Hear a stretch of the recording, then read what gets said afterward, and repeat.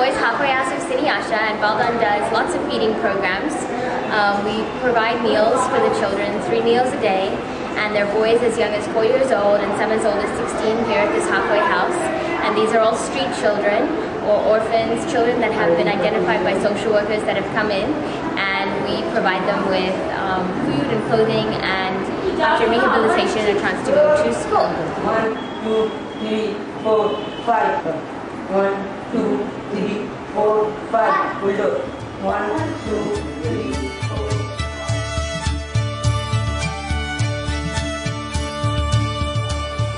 Hi, we're here at the CiniAsha halfway house for boys, and I'm here with little Suraj, and he is 5 years old, and he's just come into this center.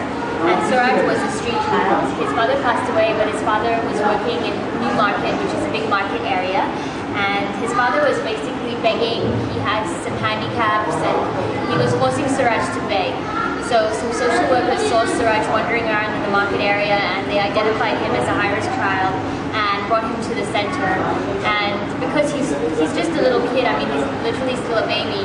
When he first came to the center, he cried a lot, but now he's settled down and he's happy.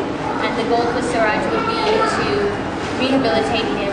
He's never ever been to school or preschool or anything like that, so after doing an evaluation, the staff confirmed that really he had to start from scratch. So what they started to do is give him some lessons and some schooling, and the goal would be to very quickly try to teach him the alphabet and some basic skills so they can put him into a proper school. And he's a very, very sweet kid. This is Sajid, and Sajid is 11 years old, and he was a street child that was actually referred to this halfway house by his own mother. Because he was wandering the streets and his mother was also very poor, he was getting into all sorts of trouble. He was actually doing drugs and really getting into a lot of trouble, and his mother was very worried for him. And so she wanted him to be in this halfway house so he could get away from that really bad environment.